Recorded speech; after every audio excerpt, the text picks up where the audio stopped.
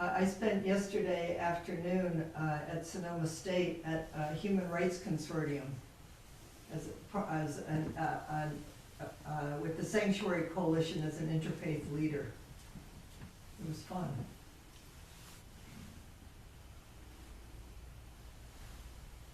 And what in the world do you say about anything? I mean, I sort of feel that way in front of all of you too. You think I'm gonna say something? Anyway, I'm gonna try to say something. We'll see what I actually say.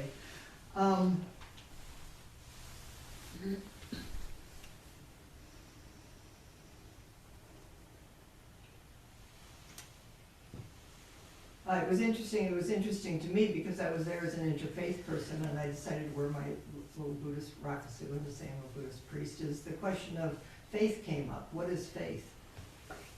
And I mean, it's a word that you can have lots of different reactions to, because many people had a faith tradition and then it didn't work, or somebody, anyways. So what it is, there was a little conversation that happened, went back and forth about what is faith, how does each person hold that. Here's a quote that I found by Kobanchino, who's a teacher in art lineage. There's a kind of faith which appears from the exact experience of Buddha nature. As ordinary knowledge, you keep this faith. Whatever you see in the myriad, whatever you see is the myriad forms of Buddha nature. Whatever you see is Buddha nature.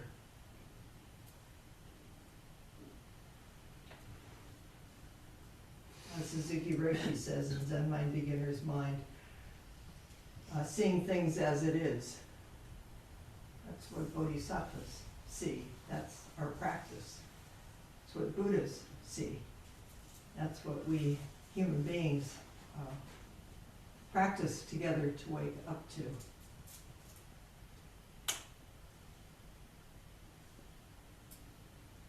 So I wanted to share with you my good friend, Zen Buddhist priest Ben Connolly, who's, I think, become the head teacher at Milwaukee Zen Center. Anyway, Ben's a great person. He's part of an interfaith group in Milwaukee right now, and they are very actively engaged in this impossible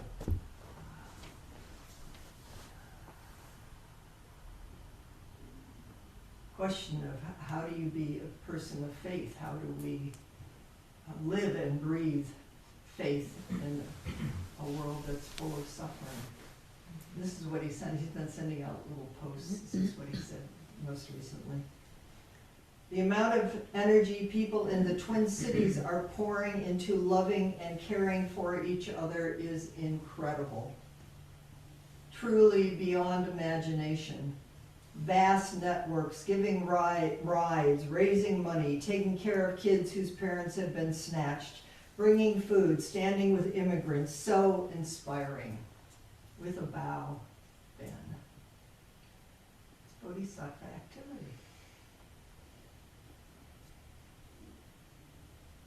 And then, because this is Martin Luther King weekend, tomorrow's the day it's officially celebrated, I think, from his speech in the Birmingham jail. I am in Birmingham because injustice is here. Injustice anywhere is a threat to justice everywhere.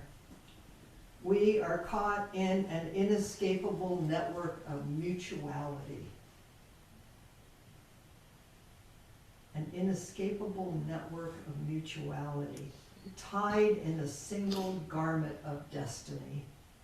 Whatever affects one directly affects all indirectly.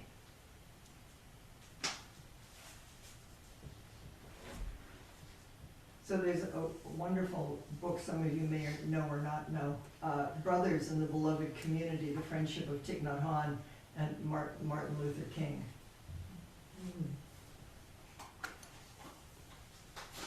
I wanted to read to you. It was 1967 when the two of them met. And here is how Nhat Hanh described their meeting.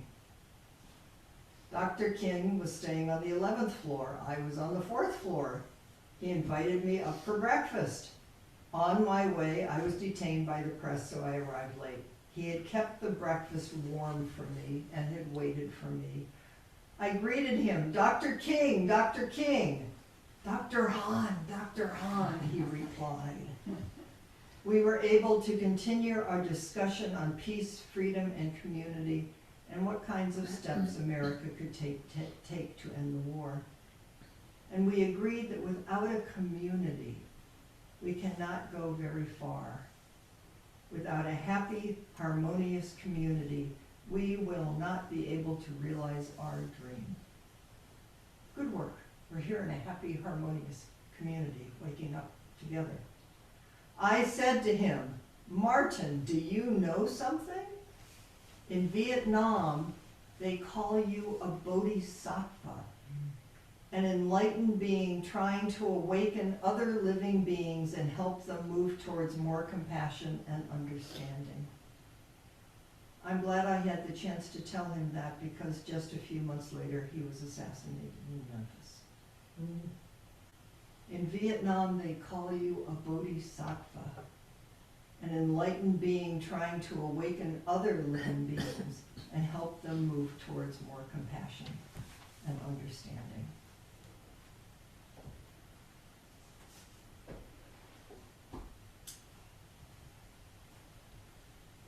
Bodhisattvas.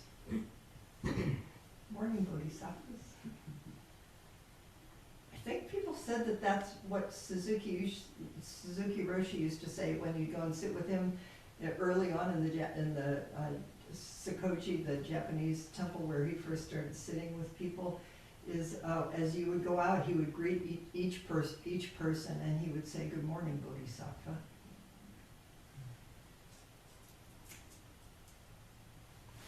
So what's a bodhisattva anyway?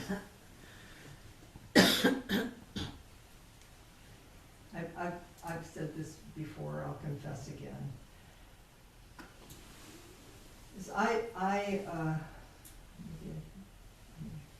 What bodhisattvas know is emptiness. I did not initially take that news so well because I didn't know what emptiness was, and I still don't. But it sounded kind of cold and distant to me. So I thought we might explore that a little bit today, because now I love the word. Because it's not a word and it's not a concept, it's a taste. It's vowing to taste the truth of the Tathagatas alive. So I went to the Heart Sutra, the Mahaprajnaparamita Hridaya Sutra. Great Wisdom Beyond Wisdom Heart Sutra, which is really, we'll chant it at lunch today. One of the heart teachings. It's the heart of Mahayana Buddhism. And in that sutra, it says, with nothing to attain, a bodhisattva relies on Prajnaparamita. The Heart Sutra is part of the whole volume of Prajnaparamita Sutras. A bodhisattva relies on Prajnaparamita, and thus the mind is without hindrance. Without hindrance, there is no fear. What is this? There is no fear. What is fearlessness that goes beyond fear and includes fear? Far beyond all inverted views, one realizes nirvana. All Buddhas of past, present, and future rely on Prajnaparamita and thereby attain unsurpassed, complete, perfect enlightenment.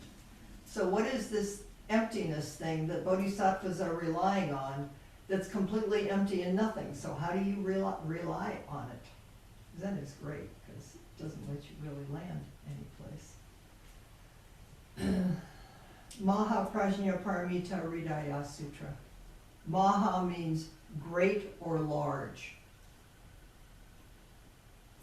Prajna is wisdom, and the way it's described in, I used a bunch of different sources, but the one I'm mostly going to rely on today is Musang, the Heart of the Universe, Exploring the Heart Sutra. nice one. Is intuitive or pre-verbal wisdom or knowledge? Knowledge that's intuitive or pre-verbal?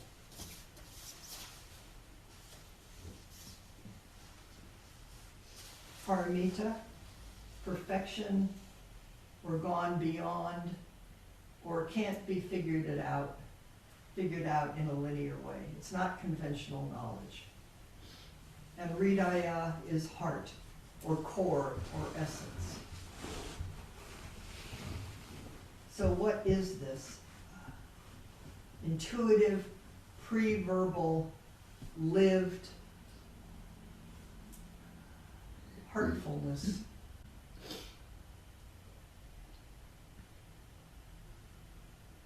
That bodhisattvas rely on. Kobunshino explained it this way. He said, our job is to become a transmitter of life light.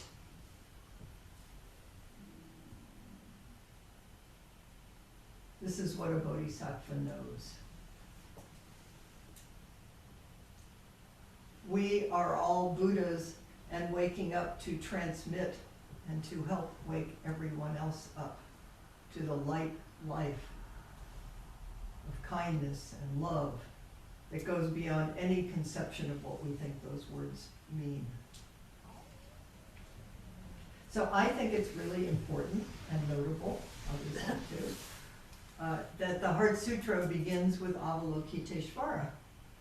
Avalokiteshvara, who's the Bodhisattva of compassion. Avalokiteshvara is deeply practicing Prajnaparamita. Now, you might be happy to know, since this is where you landed yourself today, that in this great sutra, the whole sutra is taking place in Buddha Zazen. This is what's actually going on while you're sitting here in your cushion, having all your likes and dislikes and whatever. This is it. You're sitting right in the center of Buddha's heart, mind, isness. And Avalokiteshvara is also coursing deeply immersed in meditation.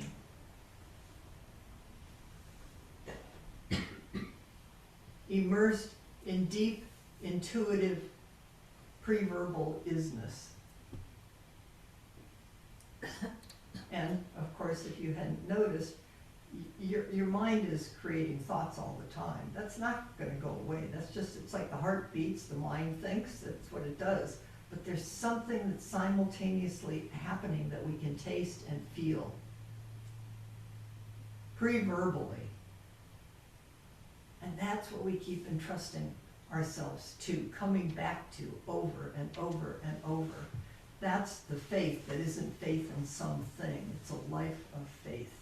Of faithing, maybe. It's a verb. So Avalokiteshvara is studying the mind in the Heart Sutra and sees that everything is empty of any inherent self-existence. That everything you're thinking is all really, really nice, but it's not exactly what you think it is. I'll just share that one of the, so if we're not entrusting ourselves to, I mean, there are, so what are we entrusting ourselves to? Prajnaparamita is called the mother of all the Buddhas. I love the feeling that in Zazen what we're doing is we're just leaning back into the mother, the isness, the beginning of everything from which everything is arising. There's something to me, I guess, because I always thought enlightenment felt a little too cold or distant. There's something to me soft and embracing and warm. You just keep giving yourself to her, which is beyond her. But it's, I think it's, compassion arises from this because the very nature is, there's no separation. Everything is it. Nothing can exist separate from anything else. That's amazing. And we may rock an intuitive moment of it, and then of course we completely forget. So all bodhisattvas meditate and live continually from the wisdom of Prajnaparamita, giving ourselves over and over and over again, in great faith that we and everything is Buddha, even though we look around and we think, huh? I mean, maybe you don't, but at least sometimes. So I thought then, Zen is eminently practical. That's why I love this tradition, because we have things like the Heart Sutra. It just okay. And then, so what do? So I wanted to read you this. I mean, you've heard this before, but I go back to it over and over. This is Suzuki Roshi from Zen Mind, Beginner's Mind. It's so simple. When we practice Zazen, which is giving ourselves to Prajnaparamita, being the Buddha, that we don't practice Zazen to become Buddha. When you sit down in Zazen, you are being Buddha. This isn't a self-improvement project. Of course, we're doing that all the time, but we give ourselves. So when we practice Zazen, our mind always follows our breathing. When we inhale, the air comes into the inner world. And when we exhale, the air goes out to the outer world. The inner world is limitless, and the outer world is also limitless. We say inner world and outer world, but actually there is just one whole world. That's what we're sitting down in the middle of today. That's what we're practicing. Forgetting and remembering, falling down and getting up. In this limitless world, our throat is like a swinging gate. The air comes in and goes out like someone passing through a swinging gate. If you think I breathe, the I is extra. There is no you to say I. What we call I is just a swinging door which moves when we inhale, and when we exhale, it just moves, that's all. When your mind is pure and calm enough to follow this movement, there is nothing, no I, no world, no mind, no body, just a swinging door. This is what I have faith in. Just keep coming back. So when we practice Zazen, all that exists is the movement of breathing, but we are aware of the movement. It is to be aware of the movement. To be aware of the movement does not mean to be aware of your small self, but rather of your universal nature or Buddha nature. Wow. Just a sense of humble wonder. And appreciating your lunacy. That's from Norman Fisher. That's, of all the things he said, that's the thing that I love the most. We're all just human beings, you know? And there's this amazing thing that we also are, that isn't anything and everything. This kind of awareness is very important because we are usually so one-sided. Our usual understanding of life is dualistic. You and I, this and that, good or bad, but usually these discriminations are themselves the awareness of the universal existence. Everything is Buddha. But it's all moving and changing. We just like our dogmas, right?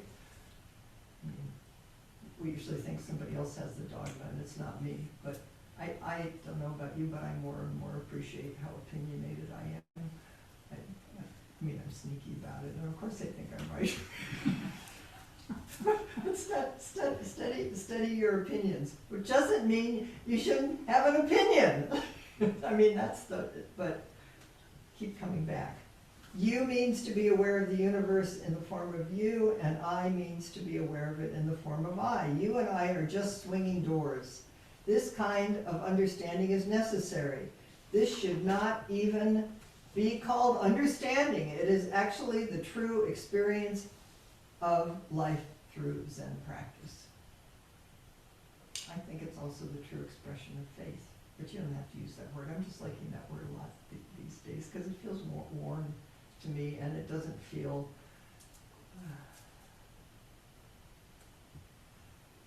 it just feels to me like leaning back in Mother Prajna Paramita, but you can find your own words. Each one of us is in the midst of myriads of worlds. We are in the center of the world always, moment after moment. Trying to figure out how much I can actually tell you of all these wonderful things that I discovered while I was. That's what's so fun about giving these talks is as I start one place and then it takes me someplace else and someplace else, and then I have to figure out how to put it all together and hopefully have it make some sense or no sense to all of you, and how much of it can I actually share. So I guess I'll just plow ahead and we'll see what happens. So I wanted to say something about the shunyata, which means emptiness. Emptiness means shunyata. That's the traditional word. Shunya means empty, and ta means belonging to. It's kind of nice belonging to emptiness. It's like we're not cast out. We're just part of it, breathing and being breathed. So the root word of shunya is from svi, S-V-I, to swell up. And at the same time, the root word of shunya is also, among other things, an uninhabited place. So the root verb sets up the difficulty of understanding is what is simultaneously swelled up. I mean, it has to be something to be swelled up, right? But it's also completely empty.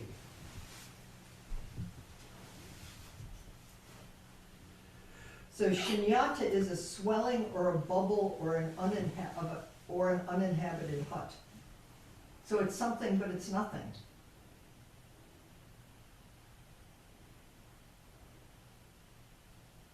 So it's a form that encloses something. But unlike usual perception where we go, that's it, I got it. I like it, I don't like it, I feel neutral, is it doesn't contain anything. I find that kind of helpful. It's like this completely looks like Constance. Don't skip Constance. But don't think I know who she is either. Moment after moment. It's a form. Everything's arising moment after moment. And all that it contains, if it contains anything, it just is Buddha nature. Everything is Buddha nature arising and passing and revealing itself. Like the new lamps up on the hill. It's like, where did they come from? Oh, well, they were born. Well, okay. I mean, you just take anything. It's like, what is it? What is it?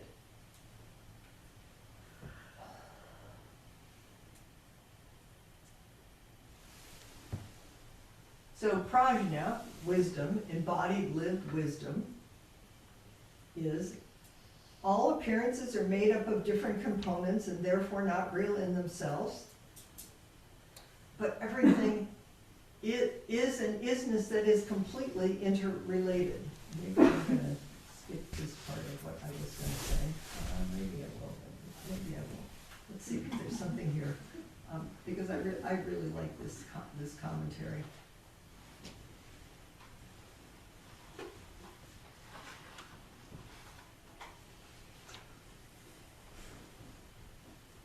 This was written in 2010, so I figure science must have moved on 100 million years from here, and you'll probably say it differently now, but I think it gives us enough of a taste about quantum physics.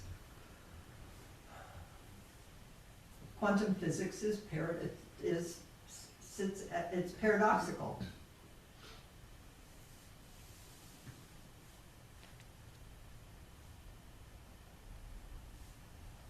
When a piece of seemingly solid matter, a rock, a human hand, the limb of a tree, is placed under a powerful electronic microscope, the electronic scanning microscope, with the power to magnify several thousand times, takes us down into a realm that has the look of the sea about it. In the kingdom of the corpuscles, there is transfiguration and there is samsara, the endless round of birth and death. Every passing second, some 2.5 million red cells are born, and every second the same number die. It's happening right now. The typical cell lives about 110 days, then becomes tired and decrepit. There are no lingering deaths here, for when a cell loses its vital force, it somehow attracts the attention of the macrophage, and when the magnification increases, the flesh does begin to dissolve. Muscle fiber now takes on a fully crystalline aspect. We can see that it is made of long spiral molecules in orderly array, and all of these molecules are swaying like wheat in the wind, connected with one another and held in place by invisible waves that pulse many trillions of times a second. And we think we know what's going on. What are the molecules made of? As we move closer, we see atoms, the tiny shadowy balls dancing around in their fixed locations in the molecules, sometimes changing positions with their partners in perfect rhythms. And now we focus on one of the atoms. Its interior is lightly veiled by a cloud of electrons, and we come closer, increasing the magnification. The shell dissolves, and we look on the inside to find nothing.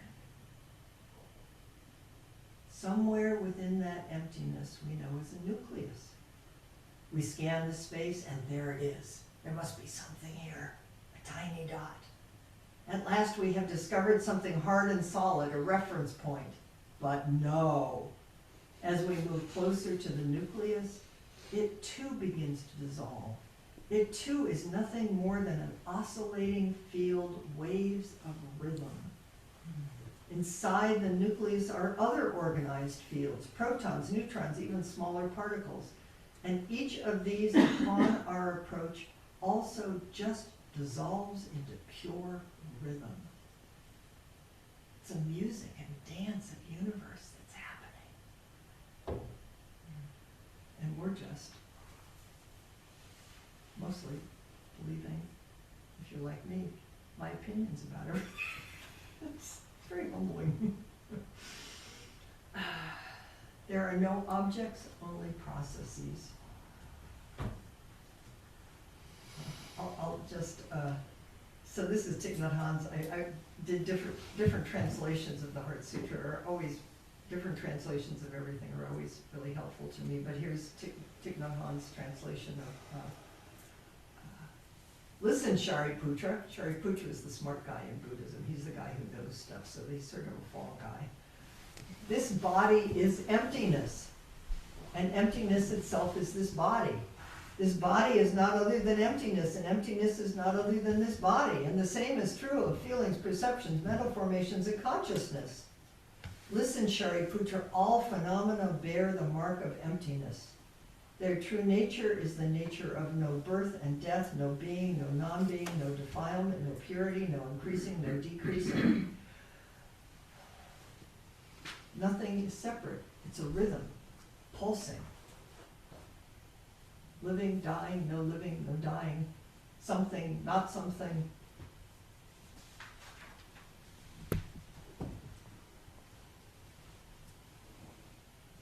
Nothing can exist by itself, but it's in a relationship of pulsing with everything else. And then the Heart Sutra goes on to say, not only are the five skandhas, but all of them, because the Heart Sutra was written because, my understanding is that in early, the Buddha just taught to each situation and to each person. It was just an appropriate response to each person. But then we human beings doing what we're doing is we turn them into systems of thoughts, and then we start believing them, and then we codify them, and then you make the five skandhas, and you make the 8 elements of consciousness, and the 12-fold chain of causation, and the 4 noble truths, which are all totally amazing. But when you make it something to set it up against something else, then you've lost the pulsing rhythm of just falling back over and over, letting go at the end of the exhale.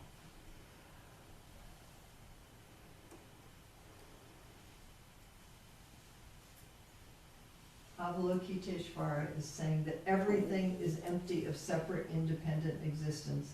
It can't be by itself alone, which is why we come and sit in Sangha.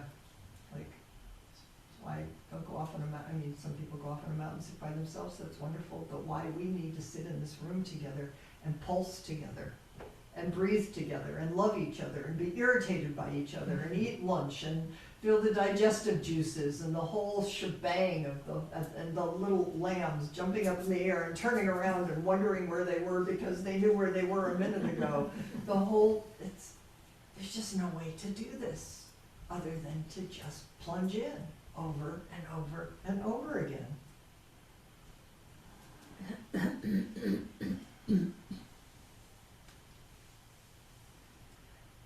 So Thich Nhat Hanh, recently, well before he died, wrote a new translation of the Heart Sutra because he thought that there had been some, as I understand what he understood, is that there had been some fundamental misperception that had been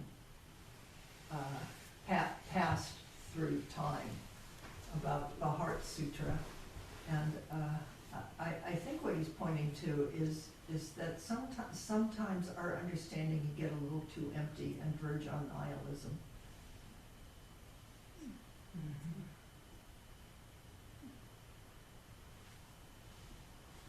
And it's asking us to be fully and completely part of the world. It's not about going away. It's about being here. And that's why the Bodhisattva, the Mahayana Bodhisattva, is how do I be here? How can I be of help? How can I be of service? All inclusive. So here's Thich Nhat Hanh gives a koan. Maybe some of you have heard this before. A Zen master asks a novice monk, "Tell me about your understanding of the Heart Sutra." The novice monk joined his palms and replied, I'm sure very sincerely, "I have understood that the 5 skandhas are empty." If you know the Heart Sutra, and you'll see when we chant it, it's all about know this, know that, no, no, no, no, no, no, no, no, which can sound like a real negation. "I have understood that everything is empty. There are no eyes, no ears, no nose, no tongue, no body, no mind. There are no forms, sounds, smells, tastes, feelings, objects of mind. The 6 consciousnesses do not exist. The 18 realms of phenomena do not exist. The 12 links of independent arising do not exist. And even wisdom and attainment do not exist." Ha! I didn't say that.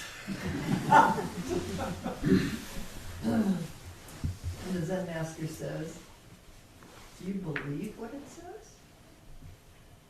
And the novice monk or the monk, the human being, says, "Yes, I truly believe what it says." And then the Zen master says, "Come closer." And as the monk person drew near, the Zen master used his thumb and his index finger to pinch and twist the novice's nose. Why don't you do that right now? It's as clear as the nose on your face. It's like, come on. In great agony, the novice cried out, "Teacher, you're hurting me." And the Zen master just looked and said, "Just now you said that the nose doesn't exist, but if the nose doesn't exist, then what's hurting?" So we come back to, oh, nose and hurting and suffering and care and having a body. But what is it, this no eyes, no ears, no nose? That's the swinging gate. Is you sit in this body.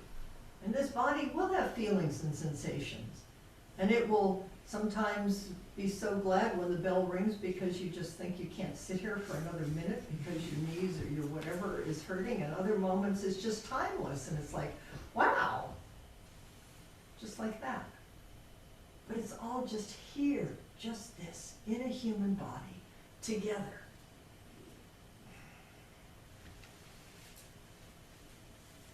So here's Kobun again. Kobun was a real iconoclast Zen master. The great thing about Zen is it's just full of eccentric people, which is why there's room for there's room for me.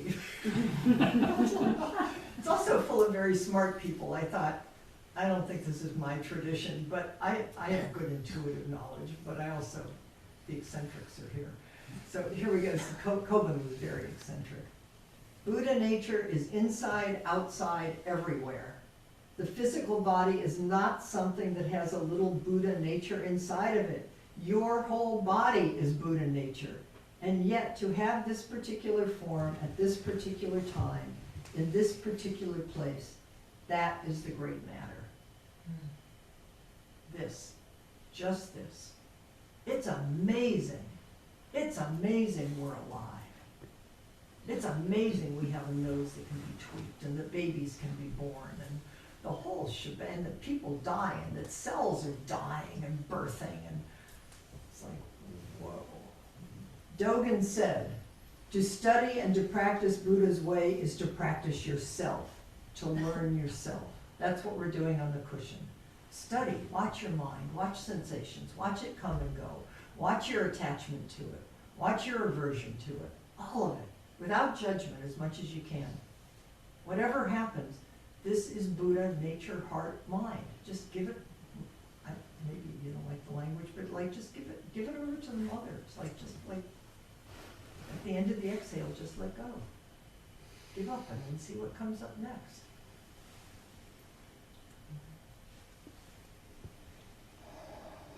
Dogen said, to study and practice Buddha's way is to practice yourself, to learn yourself, and to carry yourself among things and think that you understand things is illusion, whatever you understand. Keep asking, what is it? What is it? Anytime, but especially in these times, we're so divided. Keep asking, keep looking. That's why when I went to the consortium, I brought up faith, because otherwise you just think you're talking about something, you know? And then we miss who's in front of us. Whatever you understand are all illusions. To let things come to you and be awakened by them is enlightenment. Close. Enlightenment means intimacy. That's how I found my gateway into enlightenment, is intimacy. What is intimacy? There's no gap. It's a swinging gate. So I, Koben, have a difficult problem. How do I let things completely happen in me and exist in me? Constant practice is the only way. Keeping my practice pure and honest. Just keep coming back. Keep coming back. That's all. Backward step. Breathing in, breathing out.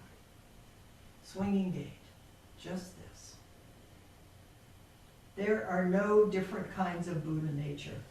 Buddha nature is just one, and when Buddha nature takes form, all things appear. You appear, the whole world appears.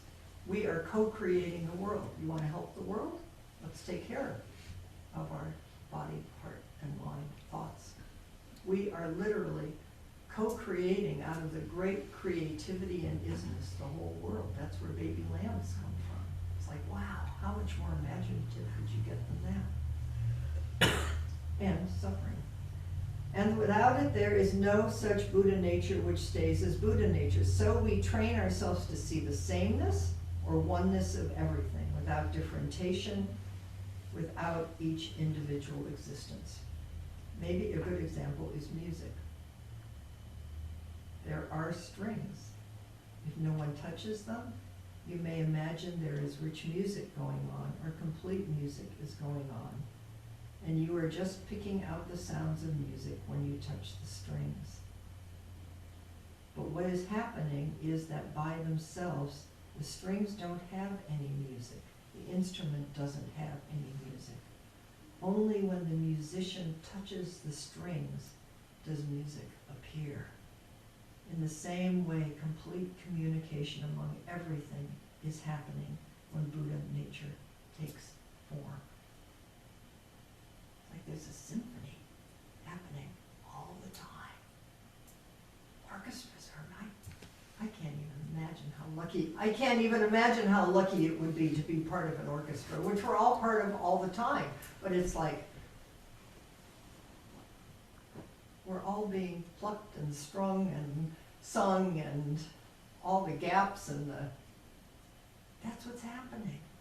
And right now, the music does seem to be more than a little cacophonous. So let's listen for the space in between. Let's breathe in and out. Let's have great faith and trust. Not in something, and not as a dissociation, not as a spiritual bypass, but just by showing up. You're in the orchestra, show up. with the person next to you and in front of you, and all the people before that played it, and all the people I mean, it's just, I think you get the metaphor. That's what's happening out in the bamboo and the, it's not spring yet, but it does feel a little bit that way.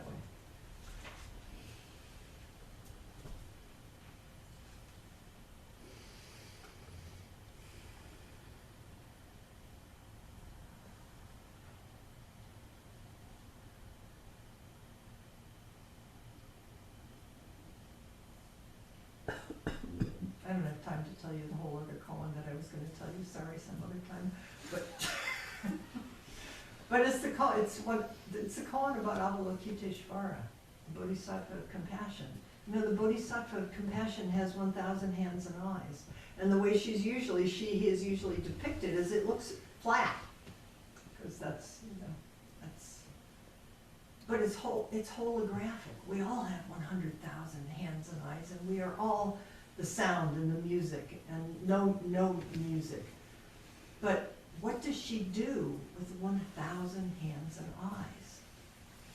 What do we do? Because we all have hands. Suzuki Roshi says if you're only using 2 hands, you're not using you're missing using the other 998. So what is it to be in full motion and full activity, which is what bodhisattvas, that's our vow, to taste the truth, to be part of the music, to enter over and over again.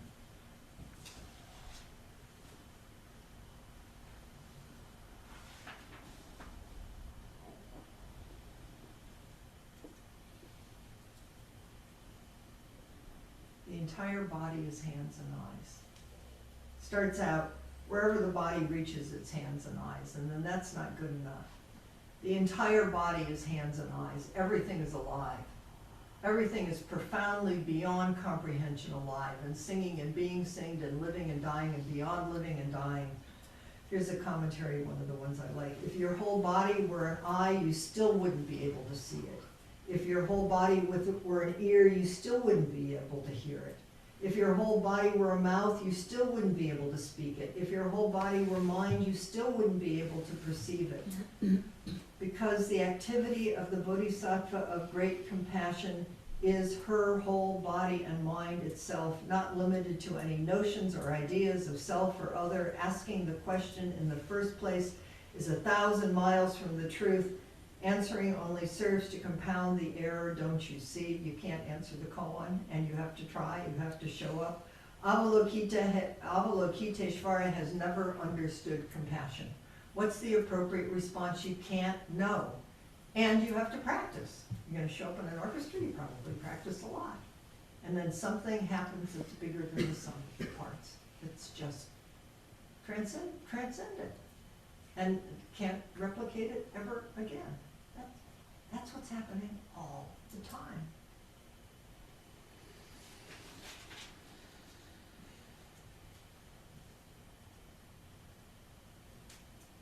Dogen says, just enter the day boundlessly just like this,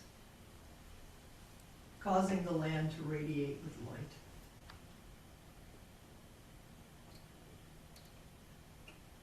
What is that? This light, this room's filled with light. It's infused with light. And it's just swinging gate in and out. It's that simple. This is not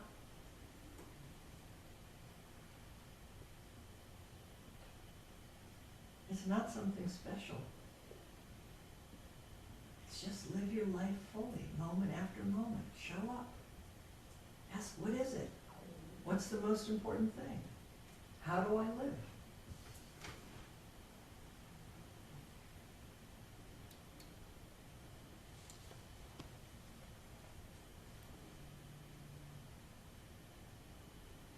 You means to be aware of the universe in the form of you, and I means to be aware of it in the form of I. You and I are just swinging doors. This kind of understanding is necessary. This should not even be called understanding. It is actually the true experience of life through Zen practice.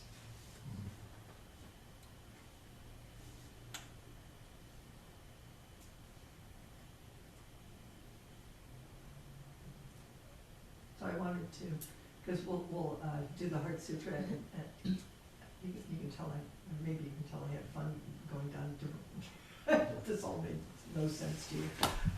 But we're gonna do the Heart Sutra when we do service, but we also do the Enmejiku, which is the calling out to Avalokiteshvara. I thought, here's a little translation of Avalokiteshvara, what we'll be doing when we do that.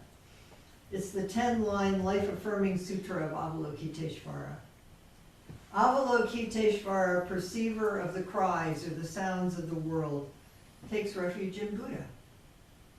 Takes refuge in Buddha, the Buddha in yourself, the Buddha that is everything, takes refuge in Buddha and will be a Buddha and helps all to be Buddha, because everybody and everything already is Buddha and is not separate from Buddha, Dharma, and Sangha, being eternal, intimate, pure, and joyful. The nature of everything is eternal, intimate, pure, and joyful. In the morning, be one with Avalokiteshvara. In the evening, be one with Avalokiteshvara, whose heart moment by moment arises, whose heart moment by moment remains. It just is.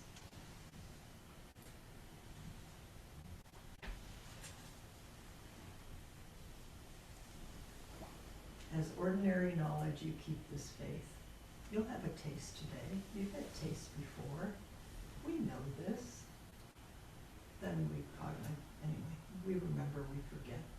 But there is something fundamental when you feel the heartbeat of the universe, the one heart beating. That's what you keep giving your life to. Whatever we see is the myriad forms of Buddha nature. So we just bow. Just sit down, stand up. That's all.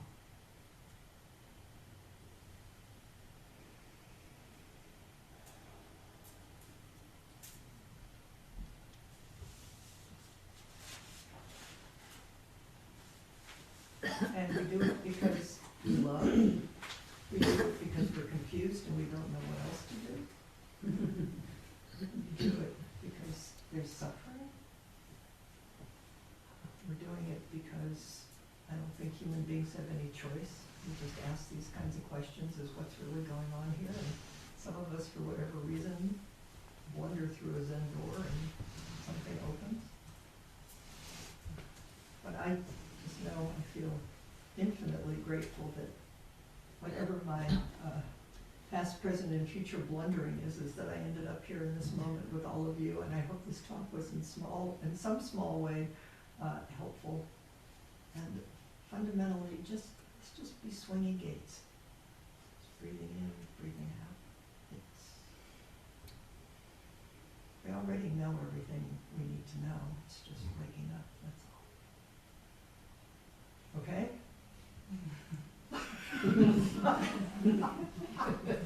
Was that good cheerleading? Okay. Okay, let's do the after lecture chant. Actually, we'll do the Bodhisattva. Beings are numberless. I vow to save them. Delusions are inexhaustible. I vow to end them. Dharma gates are boundless. I vow to enter them. Buddha's way is unsurpassable. I vow to become it. We're going to stand up and do some more vows.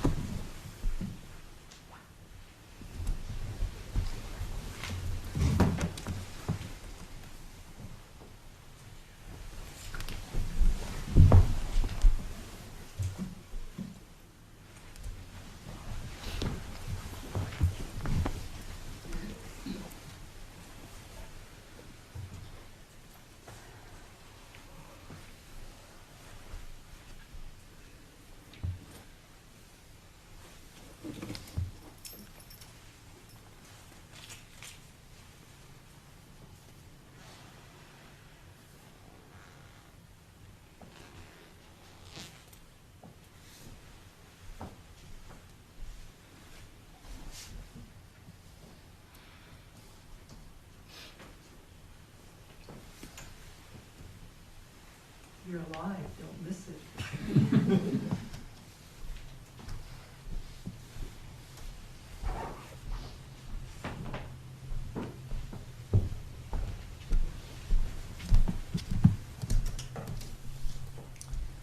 Outdoor walking.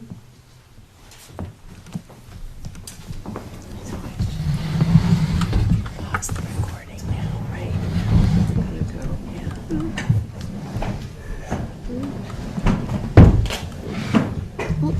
No, no, let's do pause, right?